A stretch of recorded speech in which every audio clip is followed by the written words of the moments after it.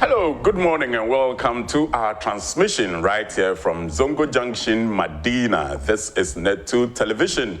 My name is Isaac Clotte, as you can see, and it's now time for the conversation of the nation, which is the dialogue. I'll be engaging a communication officer or a member of the New Patriotic Party as we discuss the implications of the lifting of the lockdown as directed by the president and other issues arising out of that.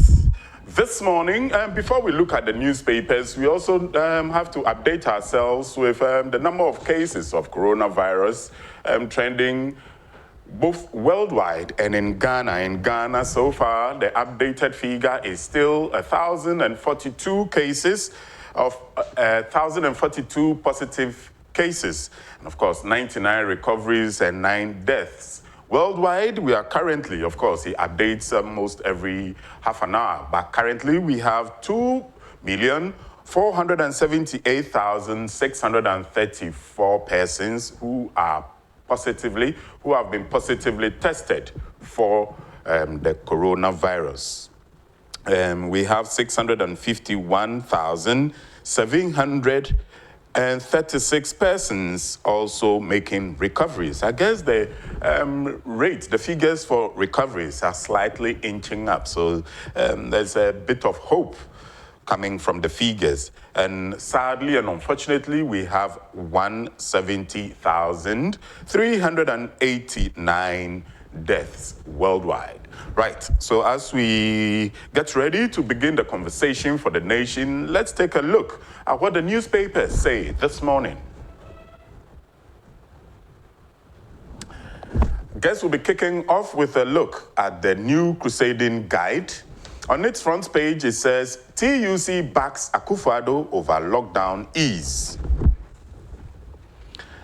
Also on the front page of the new Crusading Guide, we have a photograph of the CEO of the Food and Drug Authority, Delise Mimi Darko, and the headline underneath reads, FDA under fire over recall of COAFS. COAFS. We will fight till Corona is eliminated. We will fight till Corona is eliminated. GMA assures President. And COVID-19, Ghana gets $500 million debt repayment freeze from World Bank. Next up is the ABC newspaper, and we have President Akufo-Addo defends decision. Lifting of lockdown based on several factors.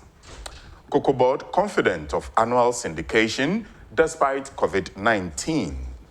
And government suspends demurrage and rent charges for cargo during partial lockdown. COVID-19 pandemic, let's observe all precautionary measures. These are front page stories for the ABC newspaper. Next up is the Ghanaian Times. FDA's recall of COAFS public raises concern is a story you can find on page 14 of the newspaper. COVID-19, business activities, bounce back in Accra, Kumasi after 3-week lockdown. NDC, TUC, others react to lifting of partial lockdown. That story can be found on page 11 of the newspaper. And lifting of partial lockdown, it's to save people from hardship, President explains. And Minister applauds Zoom Lion MMDA's security agencies for 3-day cleanup exercise in Accra. The back page of the Ghanaian Times says, President donates assorted food items to 13 traditional councils in the Greater Accra region, in Greater Accra. Valco presents items to Tema Regional Police Command to fight coronavirus. And that is it from the Ghanaian Times. Next, it's sister state-owned media, the Daily Graphic, and lifting of partial lockdown. Nation's capacity-informed decision, President. Nation's capacity-informed decision, President. Boy, 2 years, I guess, drowns in abandoned well. The story is on page 11. This kind of stories, we hear of them once in every blue moon. But I guess the people who are responsible are not prosecuted. If it's the negligence of the municipal or district assembly, they should be prosecuted. Whoever is in charge of maintenance and stuff like that should also be prosecuted. If it's an individual who caused this, why not? They should be prosecuted as well. Businesses open after lockdown, and parties express mixed reactions over lifting of lockdown. At the back page, we have FDA recalls all batches of Koa FS food supplement. I guess this Koa FS food supplement withdrawal or recall from the markets is causing a bit of stir in the public. You can send your messages if you are a user of the Koa FS and tell us what you make of the decision to recall the product. East Mamprusi police kill suspected armed robber, arrest others. So these are the newspapers as we have them. For today, the 21st day of April. But Hisense is telling me to tell you that it is the only electronic company that, without a second thought, gives you a 5-year manufacturer's warranty. Of course, as you are watching this program, make sure the next time you buy a television or any electronic appliance, it has to be Hisense. And well, if it's not TV, it could be a phone. And if you're not watching TV, you could store your ingredients you bought from the market in a Hisense refrigerator, I beg your pardon. The number to call to make your enquiries and place your orders is 0203, I beg your pardon again, 0302550000. That is for enquiries to Hisense for their quality products. The International Charismatic Church, with their General Overseer, Bishop Opon Idujemfi, is proud to tell you that on Sundays, they will have an hour of service on Net2 television every Sunday. So for those of you, for those who miss going to church or worshiping in groups as the ban on public gathering is in place, make a date with Net2 television from 9 a.m. to 10 a.m. every Sunday. And if you can't watch it on your TV, never mind. The social media handle is at Net2 TV GH. You can watch from the YouTube, from your YouTube or the social Facebook platforms. In a minute or two, we'll be joined by our guest, who is an MPP communications officer, Eric Kumi. In a moment, he'll be joining us. But as we know, trending in some of the news headlines across the world, the prices of oil has reduced drastically to the point that even the U.S. version of crude oil, that's the U.S. Brent oil, at a point went beyond $0. That means it went into the negative. Does that mean even the producers were paying buyers to come for it? But what does that mean?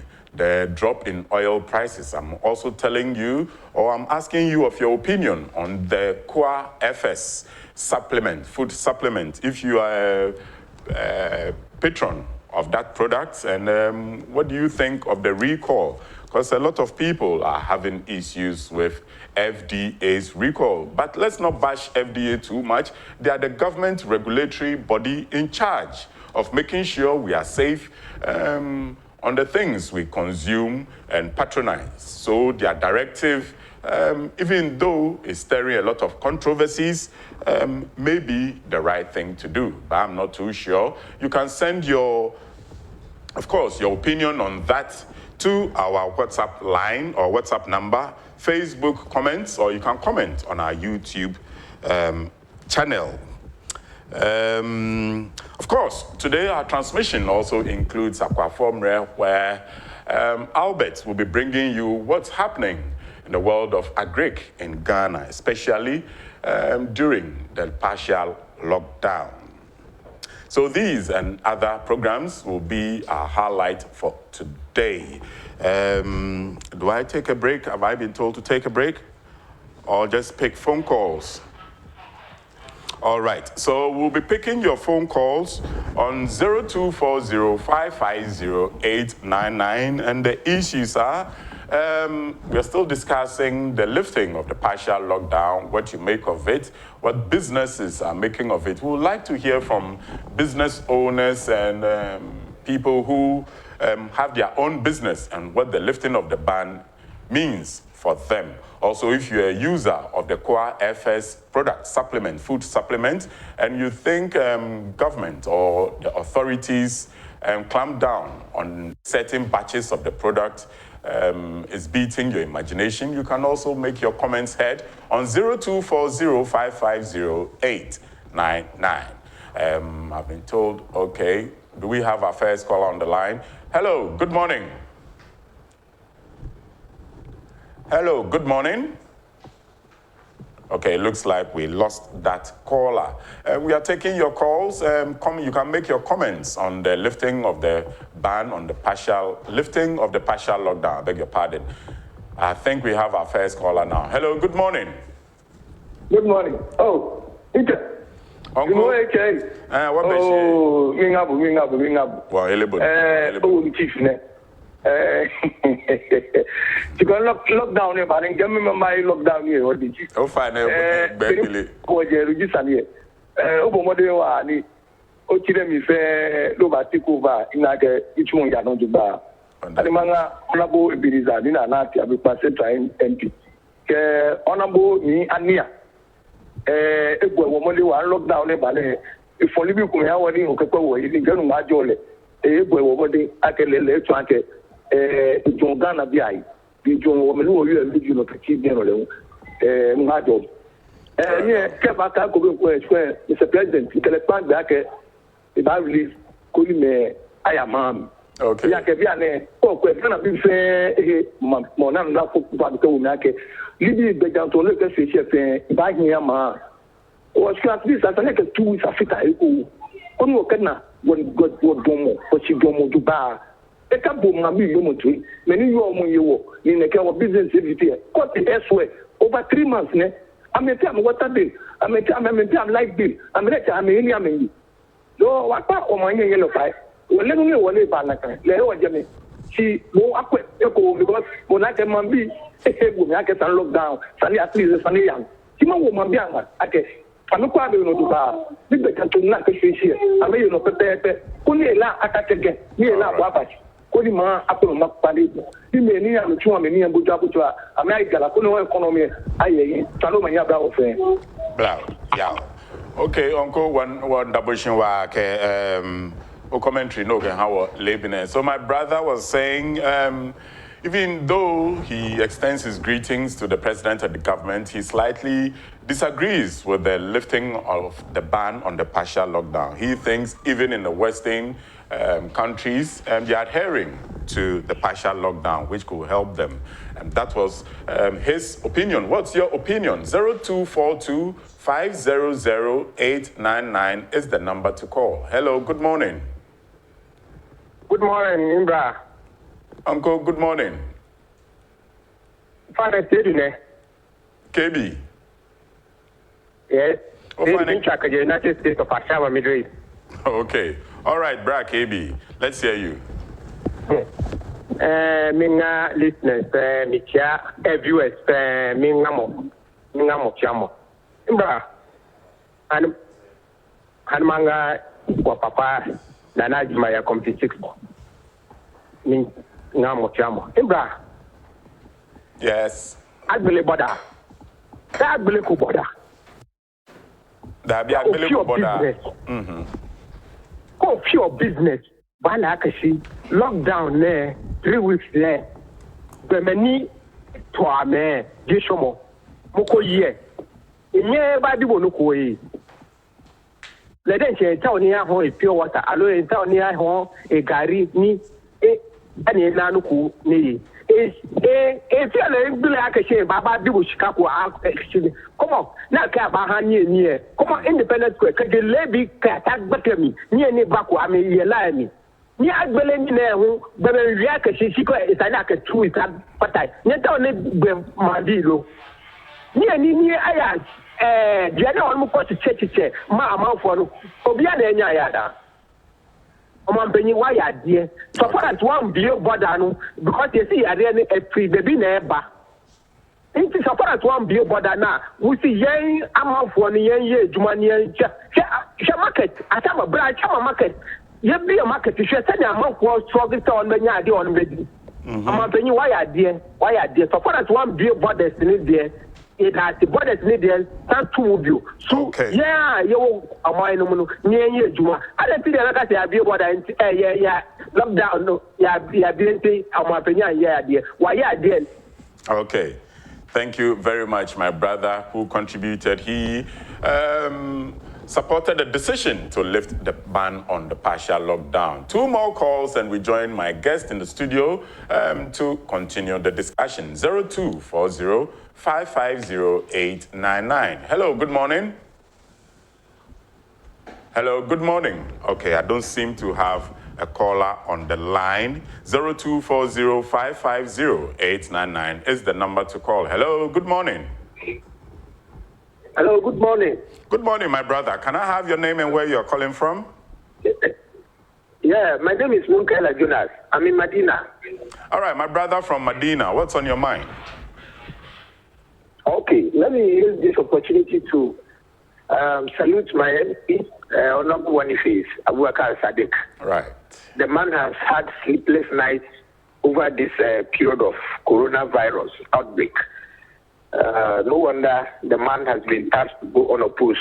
He's too industrious and open to all.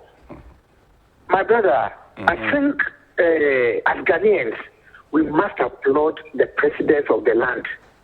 The man has really demonstrated that he has Ghana at heart. Right.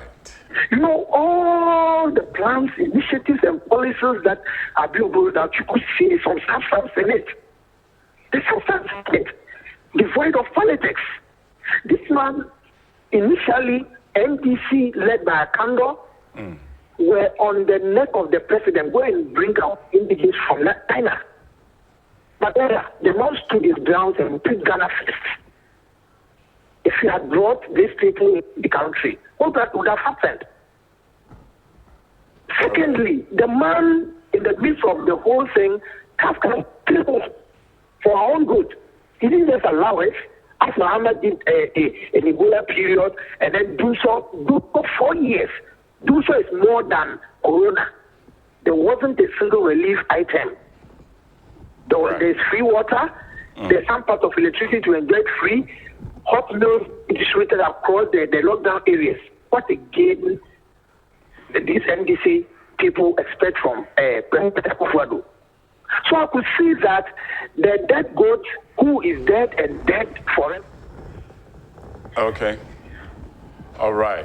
I think I lost the caller there. So we are thankful for those who called in to make your presentations via phone call. We are very, very grateful to you.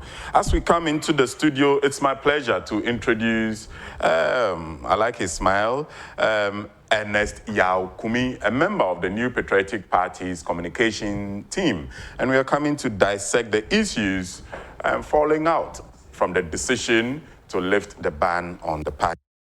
Good morning, my brother, and welcome. Good morning, bro. How's the dope going? I'm good. Yourself? Not bad at all. Thank God. How are you expressing yourself after the lockdown now?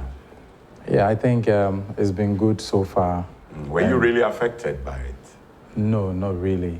I think so far as the protocols or the health etiquette are concerned, it's something that we all need to be responsible and be committed towards each other. Right. So it's something that I took upon myself to obey the rules and conform to whatever that the government has put in place. So what the president directed. Yeah. Right, so we're just about to start the conversation. The president, in lifting the ban on the partial lockdown, said he was doing that due to data available to him and his government, and of course, the science backing that data. Yesterday, he engaged the TUC, the Trades Union Congress, the body of organized labor in Ghana, and the Ghana Medical Association. And these are some of the issues that came up during the discussion. So, first and foremost, before we look at what's happening in town and how people are reacting to the lifting on the ban, what did you make on the president's update to the nation lifting the ban and the reasons he gave to lift the ban? Okay, thank you, my brother. But then, with regards to the president's address of the nation and the lifting of the ban, for me, I think all in all, it's a good idea. It's very innovative, and it's quite a bold decision to make. All over the world, no one has ever experienced this before. This is the first time we're having such a devastating effect in terms of health and also economic impact as well. So for the president to be such bold and daring to make a decision that sort of balance our lifestyle is something that is very recommending. But be it as it may, I find it quite surprising that just some minutes after he had made a declaration, certain members of opposition or people belonging to the other side of the political divide just threw in some political innuendos for others to think that it is primarily because of political decision. That's why he lifted the ban. But for me, I think anyone who understands the impact of these things and how it affects the world economy and by extension Ghana would understand that the decision that government or the president took is a bold decision. And mind you, he didn't take it just based on perception or political. He made a decision and he actually gave us reasons based on which he did that. And he's told us that it's based on the contact tracing, it's based on how the disease is being controlled. He told us about the demographics in terms of whatever the number of deaths that has been recorded, the cases, the number of recoveries that are being made. So it's based on scientific data. And mind you, these data are not being collected for beautification purposes. They are being collected so decision can be made upon. And as he mentioned, there's so many things he mentioned in his statement, but I believe people decided to pay deaf ears to it or not to listen to the content. Other than that, we all know that he wasn't just throwing in something. He knew what he was about. Right. And clearly, he has exhibited signs of leadership and competence right from day one. For me, what this brings out is that if you look at how the opposition had behaved or how the NDC or a section of the NDC had behaved right from the beginning of this pandemic up to now, it tells you they are either incompetent or they don't want to do anything. Because elsewhere, what is happening is that whilst the governments are putting in place all these protocols and measures to make sure the safety of the people is optimized, you see opposition members or members of the opposition party providing in alternative ideas and input to support what the government is saying. Right. In the US, when Trump was saying all these things, you see Bernie Sanders, you see Joe Biden and others paying glowing tribute and saying that, if even vaccines are developed, they are even suggesting that the US should make it free or WHO to make it free across the world. Right. These are good input. What have we received from the members of opposition? We are not seeing that in Ghana, right from the pandemic, they told us that the government should rather be in a haste to go and bring all the Ghanaians that are involved or the Ghanaians that are outside back to Ghana. Okay. I now see you are politically aroused, so we'll get there later. But for now, I don't know, we'll give you, we'll discuss the political implications because, of course, there are accusing fingers being pointed in your party's direction that the uplifting is to facilitate registration by the EC and all that. So I'll satisfy your political hunger in a moment. But let's look at businesses, the general public, the individual tradesman, maybe the carpenter or the welder or the window molder who earns by daily contacts and daily, seeking for businesses. What does it mean for them? In the same way, let's not forget, the president also restated and re-emphasized that the social distancing protocols should still be observed as it was. Hand washing, all the other directives, the borders and stuff remain closed. But what are the economic implications for the citizenry? You see, initially I said the decision of the president is a bold one and he must be commended. And I said it with that in mind because as we speak now, all these things or the lockdown has a devastating effect on the economy and on the daily life of people. And like you said, there are people that lives by the day as they go out there. For instance, let's take the orange seller whose capital is maybe 25 Ghana cedis or 30 Ghana cedis.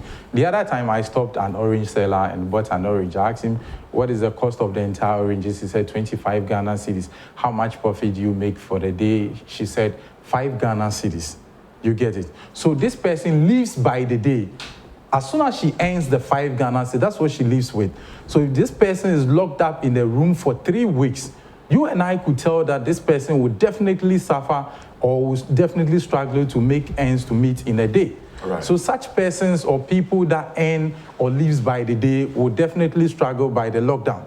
That is why in every economy you could see that even in China, in Wuhan, it's not as if the virus is completely off, no. But because they know that it has devastating effect on the economy, on the livelihood of people, then they must make conscious effort to strike a balance so that people that lives by the day can easily come out or can come out and begin to do something for themselves. So the decision for the president or the decision by the president on such a day is striking a balance. And if you read his statement carefully, he made a statement on that look, it's a case of looking at the data and striking a balance between such livelihoods and the health implications. I'm not interrupting you, but you're still free to speak, Tree. No problem. All right. It's about striking a balance between what we have in the basket, and that is clearly an issue of the health implications of all these things, the data that we've collected, and how people's livelihood can be impacted. Now, if you say you're going to leave all these people to be in the room for even a month, some will lose their capital, which I think people have lost already. Some will even struggle to make ends meet. You should see even the jubilation that people took to the street, which is not right though, but because they finally have the means to earn something to eat for themselves or to sustain their family, then it brings the kind of joy to the heart. I've heard people criticize such people unknowingly and saying, oh, people don't really care much about, they care, but I think finally they have something to depend on. Finally, they can do something to earn their own consumption. So it's something that has serious implication on the market woman, on people that lives by the day, even on organizations as well. Let me tell you, in 2008, before the world recession or the world economic recession, 3 months to the recession, according to the data, they said the consumption of power grid in various advanced countries were on a low level, or the demand was low. And it was a sign of recession, or it was something that preceded the recession. Right. Now, if you look at America and other advanced economies, the same thing is happening again. And the same as we as well. So if all these... Talking about America and other advanced economies, oil price seems to have dipped so low. Yeah. At a point in yesterday, it went even beyond $0. So, my brother. So currently it's hovering around $1 or thereabouts. So all these things have dire consequences on the economy, on the daily lives, on businesses as well. If businesses are not doing well, if businesses are going to lose their capital. For me, for instance, when this thing started, I told someone that, look, if we don't manage this thing very well, what happened in 83 is even going to be small. Because if you don't take care and people crash their businesses, people lose their capitals, or our institutions begin to crash, what is going to happen to us in the next couple of years? Then it's going to have serious devastating effect on the economy. But be it as it may, things are not going to be the same even after this COVID-19. Right. So it is better we adjust to the protocols and the health etiquette for all of us to obey the rules and make sure organizations strike a balance between obeying the rules and operating as a business. That is how come today, if you go to, even in the suggestions of the president, he said, look, he's advising or encouraging the local government authorities to make sure that there's a balance or this alternative market ideas where the markets are open, but people will kind of schedule and sell today whilst they alternate for other persons to come in. It is practical. I think I saw it happen in Asamankese a week ago, and I think it was quite impressive. Okay. What happened was that they scheduled the market women so that if you come today, you don't come tomorrow. Then another set of badge will come in tomorrow and sell. And it's a way of practicing social distancing so that our markets don't get crowded. So for me, once the protocols are there, there's a way to live by or live with the disease, or there's a way to manage your life now so it doesn't impact you devastatingly. So if there's an opportunity for our businessmen, our market women, for entrepreneurs to go back and do business and strike a balance between their health and also business, is something that is very commendable. And we don't need to wait for other advanced countries to now assume or reopen their markets for us to say, oh, now US has reopened, America has opened, UK has opened, so let's follow suit. Even in America, now look at what Trump is saying.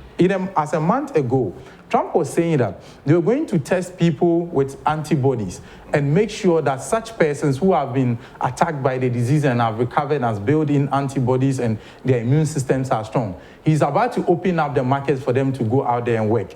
It tells that all over the world, presidents and leaders are making sure that there's a fine balance between the control of the disease or the pandemic and how the economy is also doing as well. So the decision by the president is something that is worthy of emulation. I'm sure very soon you see other countries taking cue from it. In Georgia, I understand they are about to open as well. So you see other countries taking cue from the president. I think it's something that we all must celebrate. So for countries, life must go on. Yeah, life. Other places like South Korea, they've had elections quite recently. I guess in the last 7 days, they had their parliamentary elections. Even in the UK. You know what? That was the highest level of attendance in the elections, the highest number of voters to have voted in the history of South Korea, even during the period of pandemic. But it doesn't take away the fear of the economy of nations. I don't know whether you've stumbled across the finance minister's letter or article he wrote a couple of days ago. Kenneth Oriata, he was like crying out loud, what do Africa do in terms and during this period of the pandemic? Yeah. But that brings us to the question, what do governments do in this time? I know you are still yearning for your political, to throw your political blows, but let's deal with the issues of governance for now. Now the governments, like we're saying, all over the markets, you can see fall of crude prices. A lot of, oil revenue for Ghana has been one of our key sources of revenue going forward. We've been hit by this coronavirus. GRA, as we all know, have not been collecting taxes for some time now. A couple of weeks now. But thankfully, I guess GRA will be open for tax collection duties today. But in the face of all these, revenue dipping, revenue not coming in, and expenditure also dipping as well. What does the government do to continue feeding the people? Look at the social intervention programs that your government has put in place. How does it continue all these things without much of the revenue that it's projected for itself coming in, especially with the low trend of oil prices as at now? All these things, thank God we have a good government that is in place, or a leader who is very thoughtful, who is a visionary, who understands what the implications of these things are, unlike what the opposition is saying. Today, if you look at some of the things the government has put across, the government did indicate right from the beginning that it was aware that all these things were going to have devastating effect on the economy. Right. In the extent that, as you rightly mentioned, the receipted revenue in terms of oil has dipped, as well as other revenues that are supposed to be collected by the GRA has also dipped. Now, what the government said was that is why it is making arrangement from the World Bank and the IMF to be able to take care of the financial gaps that we may encounter during this pandemic. So the government, as a matter of foresight, made arrangements to be able to take advantage of these facilities that are provided by these international institutions to be able to take care of the financial gaps that comes in. Be it as is made, that is why the government is also being bold at this point in time to make sure there's a fine balance between the control of the pandemic and also how we can optimize our chances of production and operation within the economy so that at least we can be able to generate certain levels of income to support whatever that is coming in to speed or to aid development as a people. Because if I keep giving the analogy to people. If you are poor, you have to do your things like a poor man. And if you are rich, you do your things like a rich man.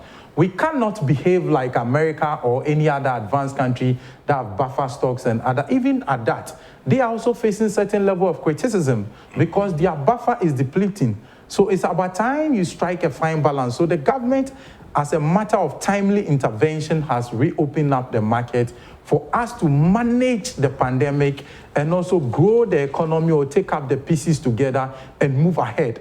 And it is something, or it's a matter of strategy, which to me, it is highly commendable. Other than that, where would have been in the next couple of months is not something that we could speak of or we could talk of. And if you like, you just look at what happened in Sierra Leone and other countries after the, the other pandemic.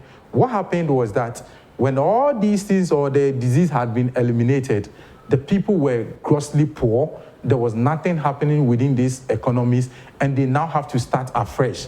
So if we've come to a level where the president has been bold, that based on science and data that has been collected over the period, we could still allow our people to come in to strike a fine balance, make sure they follow the etiquette, wash your hands, do all that is required of you, practice social distancing, and make sure that organizations can also go up their duty. It is something that is going to, one way or the other, help the economy to be a bit resilient and be able to put up the pieces together and forge ahead.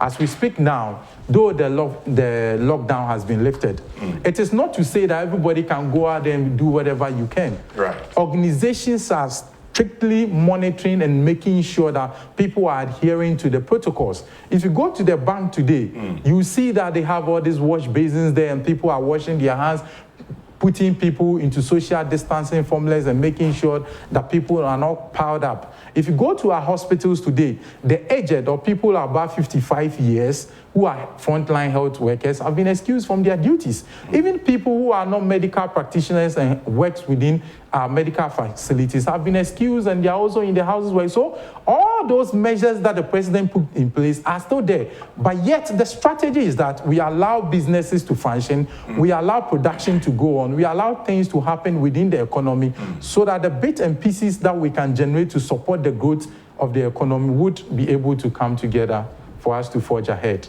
Right. Before we go on to the next topic, which we will, let me just give our viewers a heads up. The next topic, and there are a couple of headlines on page 11 of the Ghanaian Times, which says, NDC reacts to lifting of partial lockdown, says it is premature and dangerous.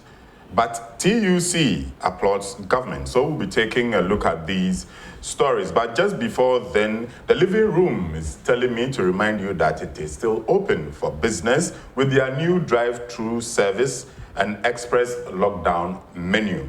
Now that the partial lockdown is been lifted, I guess you can pass by the living rooms and pick up your food. They still do deliveries, and the prices of their food are quite moderate, between 25 and 30 Ghana cedis. To call them, 0271 060 357 is the number to call.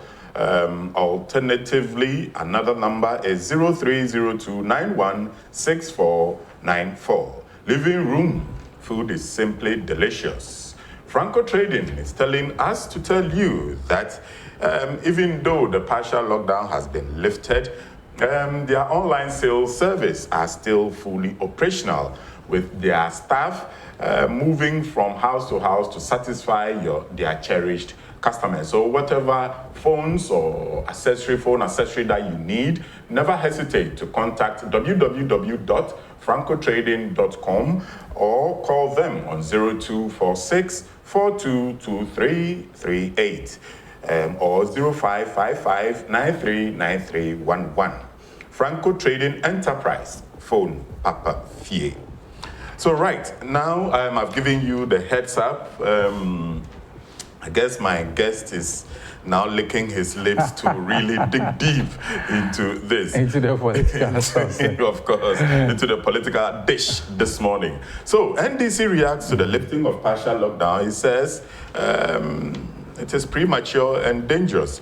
Let me just read a paragraph or two, if you don't mind. No problem. Says the National Democratic Congress Coronavirus Technical Team has described the government's decision to lift movement restrictions on affected areas as premature and dangerous, which will result in escalation in the number of infections. And the decision to ease the restrictions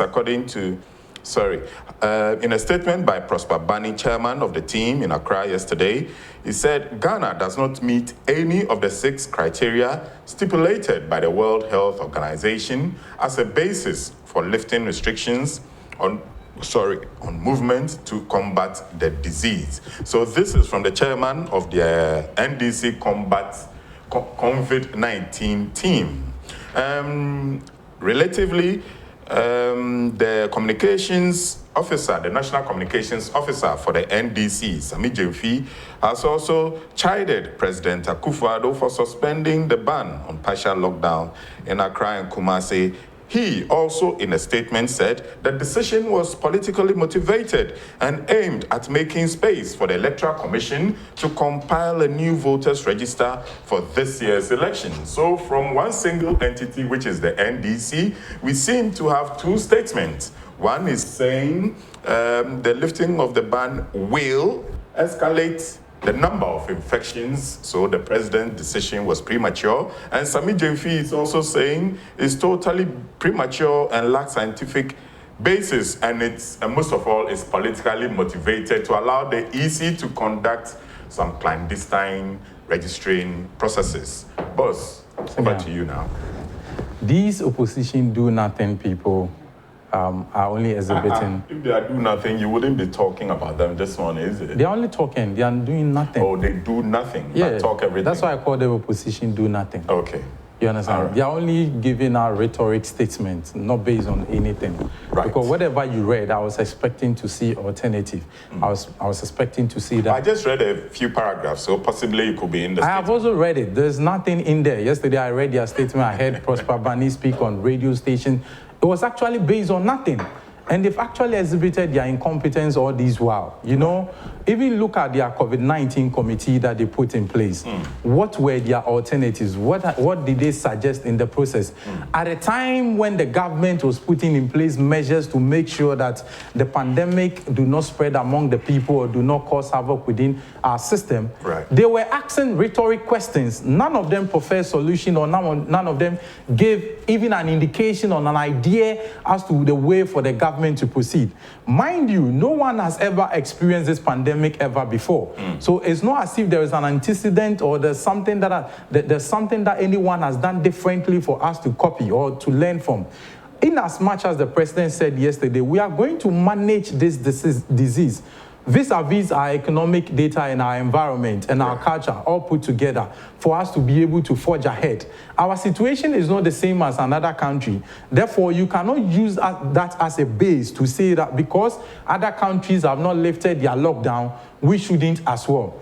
Mind you, look at what Sami Jemfi is saying. And the most pathetic thing they did was that immediately the president came out with his statement, not less than an hour, they came out to say it was based on a political decision for EC to go ahead with registration.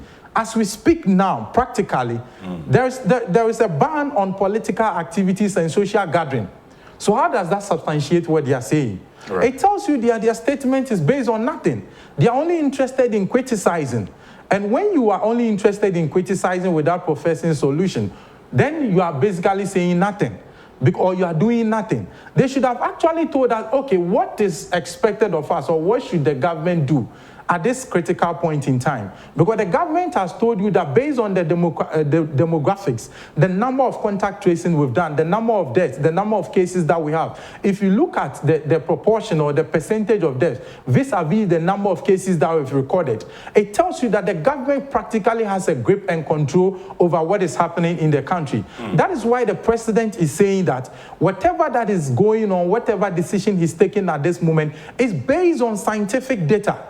It's not something that he conjured or something that he just said that he wants to do. It is based on what is happening within our system. And he's making sure that he's conforming to the practices and the standards that are there. Because if you look at when US recorded 1,000 cases, how many deaths are they recorded?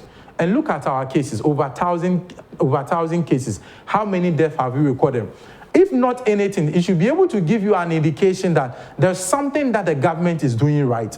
There's something that is happening that is making the government have a grip on the cases. Now, look at the number of contact tracing, the proportion of which people have tested positive. It tells you that something positive is happening. Look at the response to which the government is using in doing or conducting the contact tracing.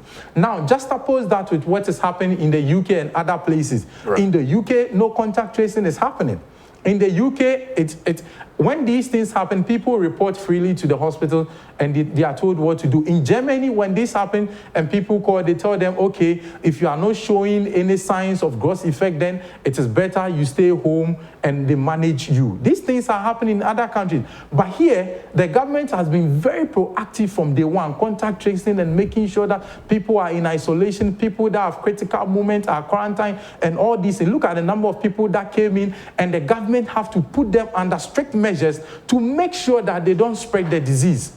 These have been proactive measures. Now let's juxtapose that with what the opposition so-called COVID-19 committee had proposed. Nothing. It's all been, at the time when all these measures were being proposed, they were asking questions. Right. These questions neither led to any solution or gave an idea what a government is supposed to do. Likewise, today, they are still telling us the same thing, or they are still asking questions. If you tell us the decision of the government is premature and political, and it is based on nothing that you are saying this, how can we take it into consideration? If you say it is political, based on what? What have you seen? As it stands now, like I mentioned earlier, there is a ban on political activities. So that makes whatever you are putting out there false. If you tell us it is premature, what is it based on? Is there any trigger effect that we are supposed to see before the lockdown can be lifted? No, there's nothing as such that, oh, there's this trigger point that if you see within your economy or if you see within your country, then it's about time you lift your locking down. There's nothing like that. So when you have an opposition who do not want to exhibit competence, for me, what was expected of them is that when the government was putting in place all these measures, their so-called COVID-19 team, which for me, it was utmost irresponsibility on its own, because the government had put in place a medical team and people which were responding to the needs of the people. Right. If you have nothing to do, you could have joined to help contribute your quota to serve Mother Ghana. This does not happen. But we saw them sitting on the fringe and always criticizing and always calling out and mentioning things that are absurd, things that will let the nation run into absurdity. And these were measures that they were asking. These were things that they were speaking for. So if you just oppose what they said or what they were doing, vis-a-vis what the government has done and so far what the achievement and the metrics are in terms of the data, then it tells you clearly that they've been incompetent and they've shown that they cannot be able to do anything. Now, if you ask yourself, the last time there was a pandemic of this or within Africa, I think there was the one that happened in Sierra Leone, was the name? Ebola. Even that had not come into the country, what were the preventive measures that were put in place when the NDC was in power? Right. We saw nothing. Rather, they were in a hurry to take advantage of the system to draw up money from the international community. So they were building up Ebola centers to make sure that when people face the challenge, they are brought into our country. You understand? But this is a real practical situation where people have been affected within the economy.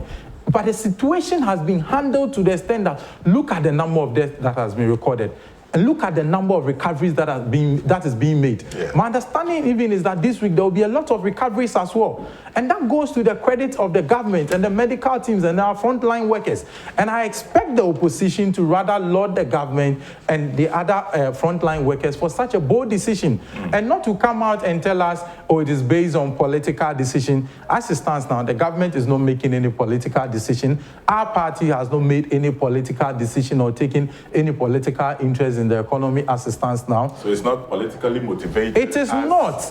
Being accused by Sami Jemfi, your colleague? It is just unnecessary innuendos that is based on desperation, to simply put it. It is based on desperation, because other than that, they have no basis to put this across. Assuming even EC is to do registration, why are they so, angry with this registration process? I think lives are important. So during the registration process, the possibility of that has not taken place. The registration has not taken place yet. That is the fear. And I'm sure even if EC is to undertake any registration, there will be measures put in place. Right. As I mentioned earlier, organizations are operating in other advanced countries. Even in Ghana, we've opened up for businesses to operate. Do you think the businesses are going to watch their employees put their hands into fire or their employees lose their life? No. I am sure those organizations or companies are aware they are vicariously liable for their employees, and they are not going to allow them to suffer. The same way, if EC is to conduct any registration, they are going to make sure that the health etiquette and the protocols are strictly adhered to. Right. That's the same way when elections happen in other advanced countries, they make sure the protocols were adhered to. The democratic presidential elections that took place in other parts of America, they observed the social distancing protocols and other health etiquette. Quite recently in the UK, the Labour Union chose a new leader. Right. So there are different decisions going on across the world. But what people do is that they adhere to the protocols. As I rightly mentioned, life is not going to be the same after this COVID-19. Whether you like it or not, there's going to be a change in the way we do things. Organizations are going to behave differently. IT is going to set up higher. People are going to adopt new and innovative way of doing things. That people are going to practice different health practicals, making sure that their life does not come to a compromise. So it's a means of we adapting new protocols and making sure that, okay, we change our way of doing things. Right. So previously, if we pile up or if we queue up in doing registration, and today there is a health concern for us to do that. So there's no political motivation. There's no political motivation behind that. Okay, just pause right there. Let's take a look at reactions from other political parties too. So the PNC is saying through its chairman, Bernard Mona, beg your pardon, is saying the lifting of the partial lockdown would ease the burden of hunger and bring great relief to many Ghanaians who were affected by the partial lockdown. Bernard Mona explained that although government had initiated programs to attend to vulnerable people, many of them had not been reached. He noted that nonetheless, the lifting of the partial lockdown could also come with dire consequences for the country. The CPP, on its part, through its acting chairperson, Hajia Hamdatu Ibrahim, says the party believed the president had been well informed by the various intelligence agencies on national life, social, cultural, economic, agriculture, security, and health. The decision and advice given is therefore to be taken in the national interest. One key point to take from the president's address is the shared responsibility we individually have to take to fight the pandemic. To make it a success, she stated. She said the CPP will continue to encourage Ghanaians to adhere to directives on maintaining hygienic standards.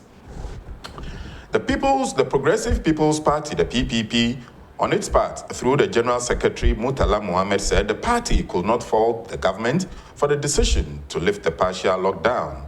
Indeed, our social setting does not even allow for the implementation of the lockdown.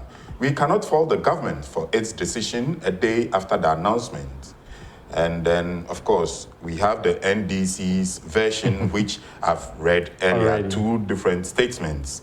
But your party also issued or made a comment through the Director of Elections and Research, Evans Nimako. He said it was important that Ghanaians exercise restraint and rallied behind the government and health authorities to bring the pandemic under control.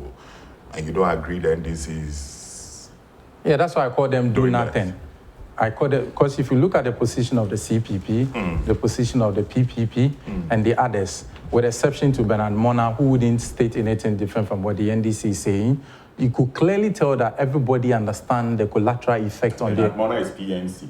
He's PNC, but his position... So he doesn't speak for the NDC. Yeah, but his position would obviously not be different from the NDC because he has always been an ally of the NDC. He's always spoken like... The CPP and the PPP also said we should abide by government's measures, but it doesn't make them NPP, does it? No, what the government stated or what the government said is a bold... The PPP and the CPP accepts that. They accept and that. They are not MPP. They are not. But PNC through Bernard Mona, is, according to you, is singing the tune of the NDC. It is not just based on this decision. I'm saying that he has always been an ally of the NDC. Okay. And he's always singing the same tune as the NDC is singing. So it's actually not surprising to hear him say what he's saying. Okay. But the others are being real because the government is not saying or asking something different.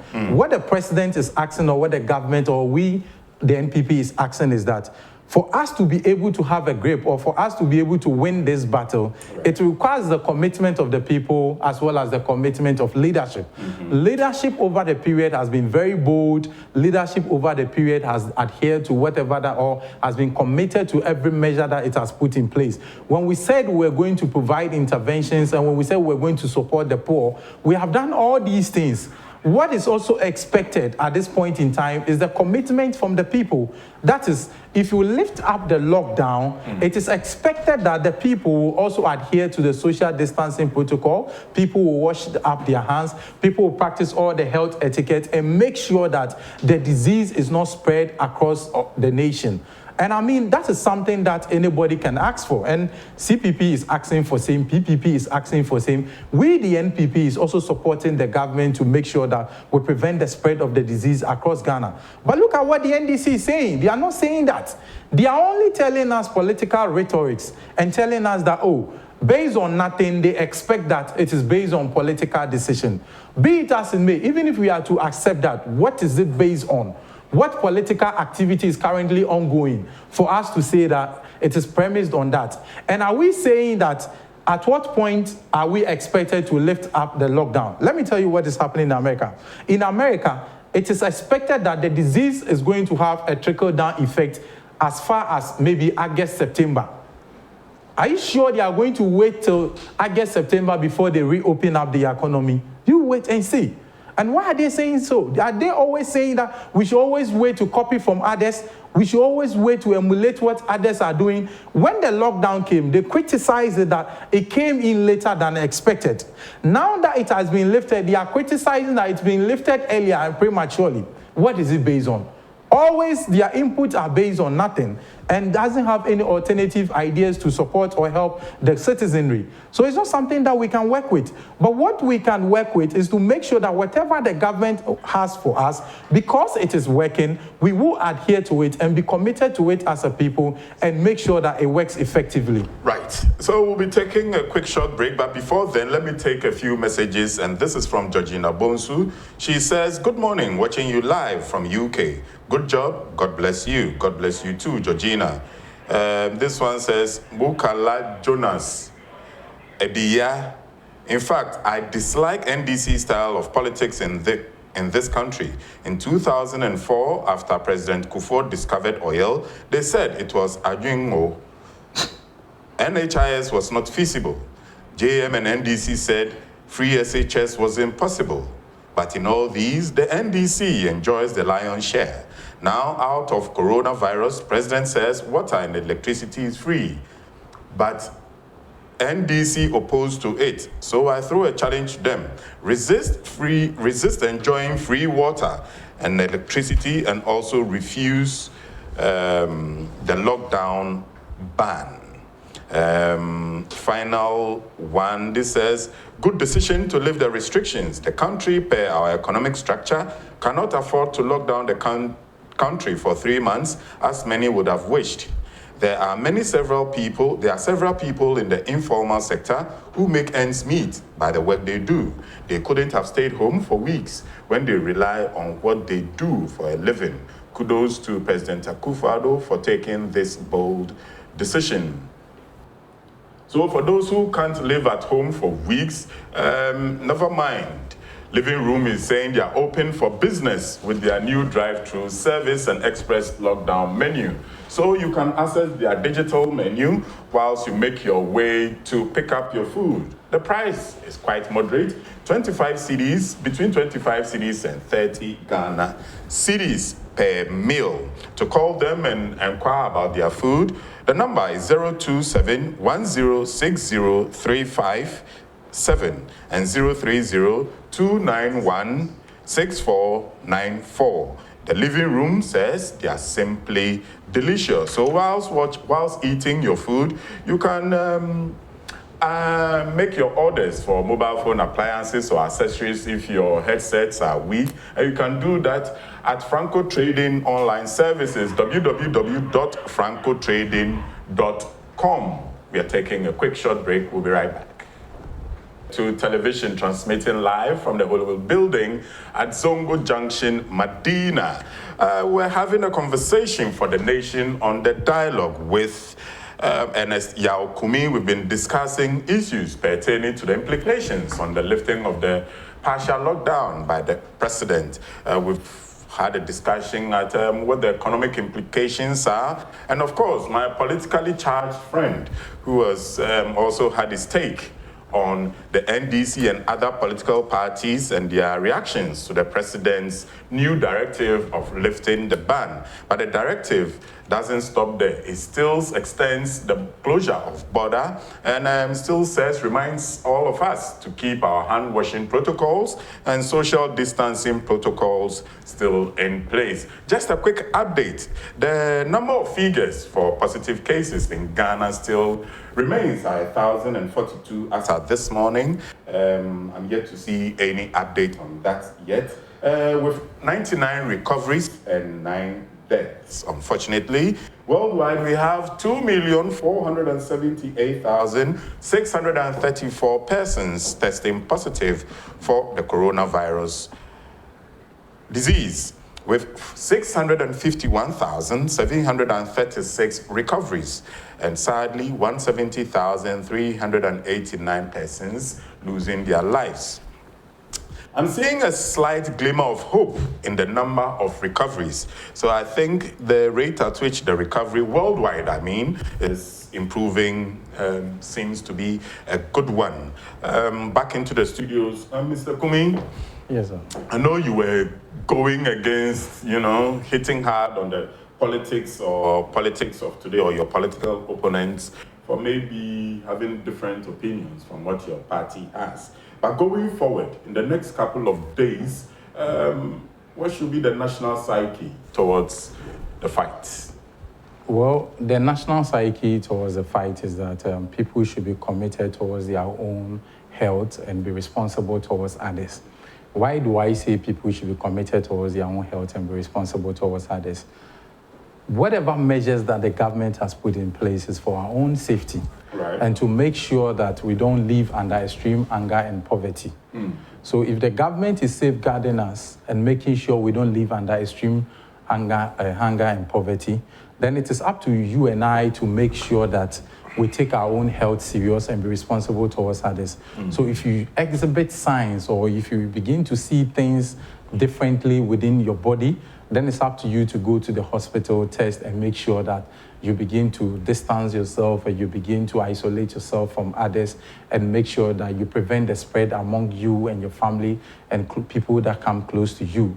For me, as people are saying that, once the lockdown has been lifted, there's going to be a surge up of numbers and all.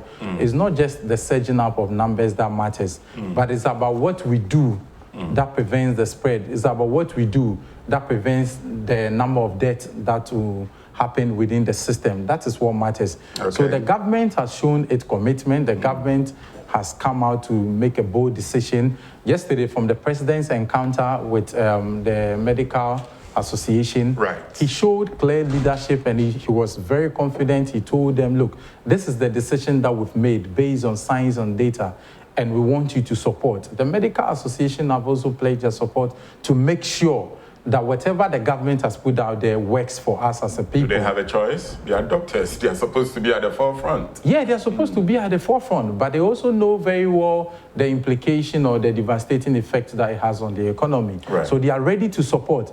Now it's up to we, the citizenry, to make sure that we adopt a new lifestyle, a new way of behavior, to make sure that we are able to augment all these measures, that we don't fall into those troubles. I agree with you. Let's adopt new lifestyles, new measures. So me, Palos, I went out to town, try a new lifestyle. I bought some food supplement called Kwa FS, only for me to see in the papers and the media that the FDA has recalled and all batches of the Kwa FS food supplement is trending all over the place. But the reason I brought in this Kwa FS thing is that it has a lot of people, people are commenting about it. A lot of people may have put their hopes and trust in the Kwa FS, not because it may mitigate the effect of coronavirus on them, but some have been using it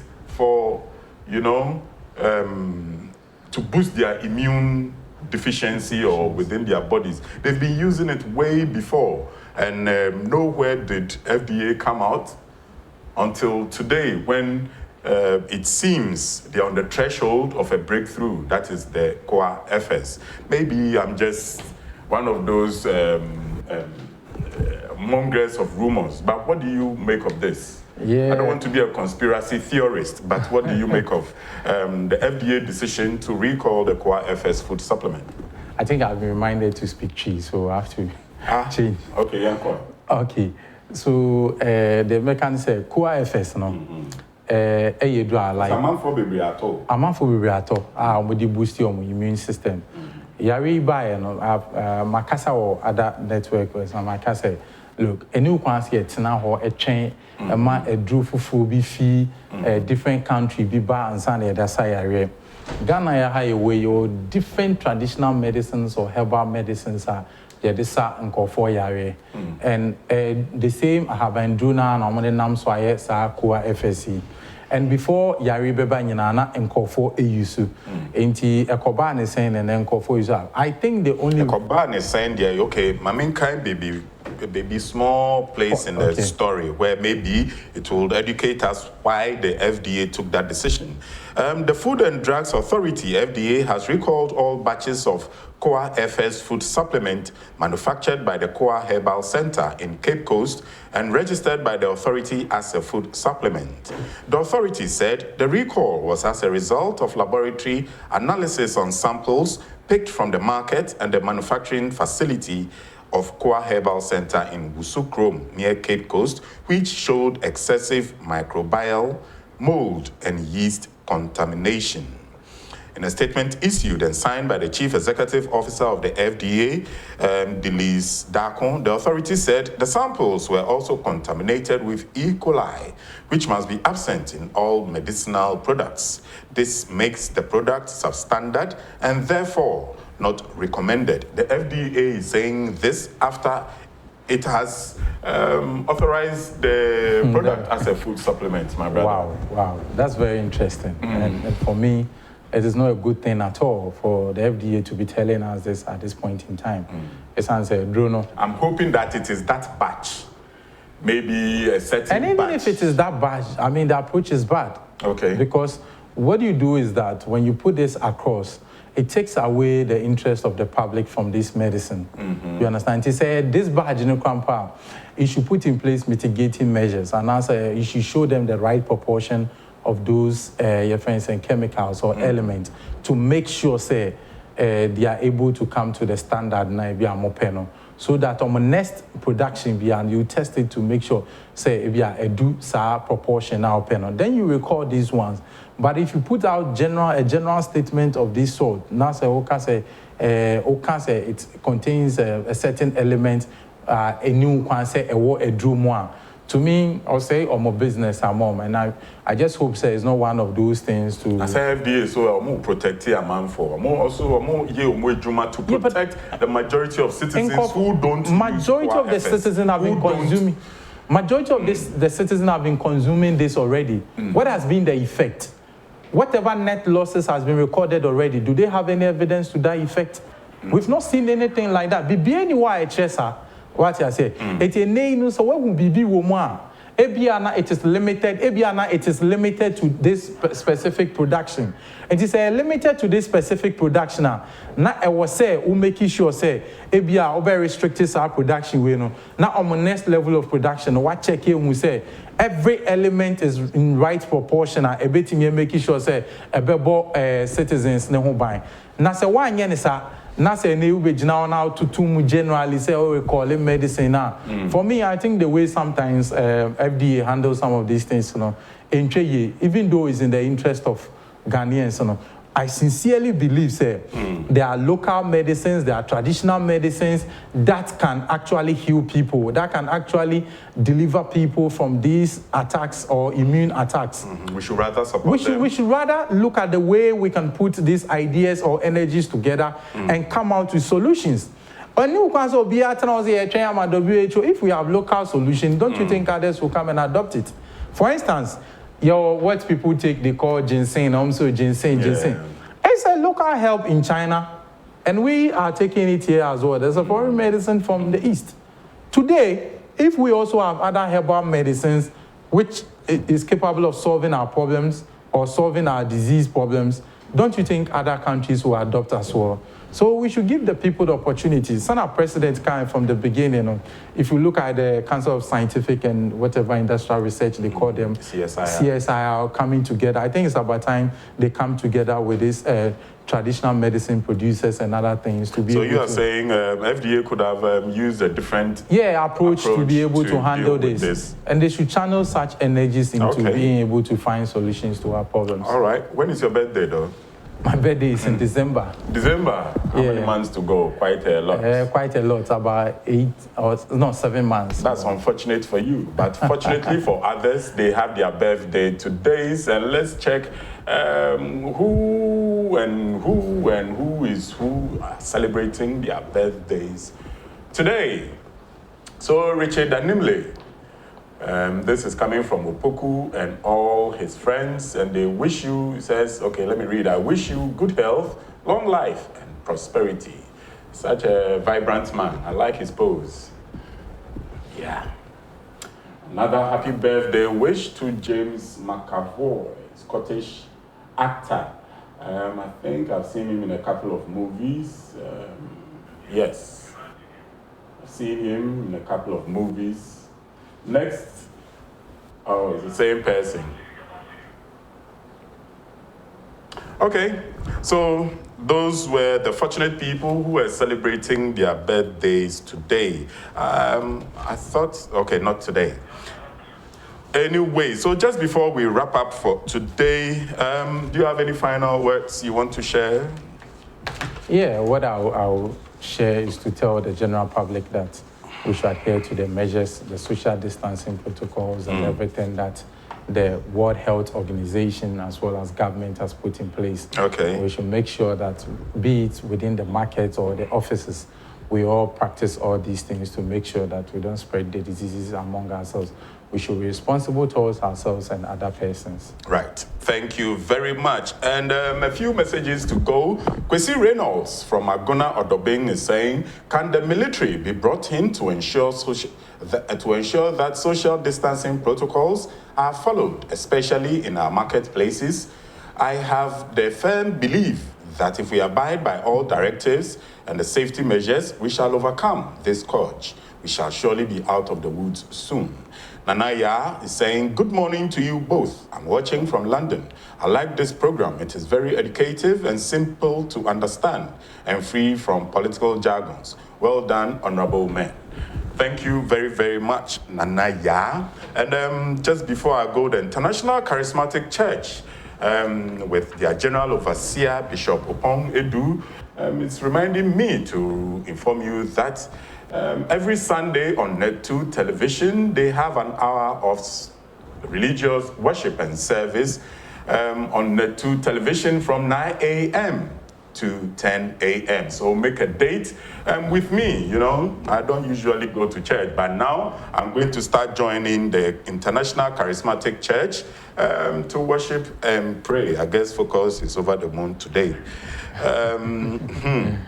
So you can watch them on your TVs every Sundays and on their social and digital platforms at Net2TV GH, on YouTube and Facebook. And on this note, we can express our gratitude to you, our cherished viewers, for making a date with us on the dialogue. Yawa Mofa joins you next with a look at the national agenda. And don't go away, keep your dial locked on Net2 television. Later in the day, Albert will be bringing you Aqua Formre. Until then, that's it for the morning.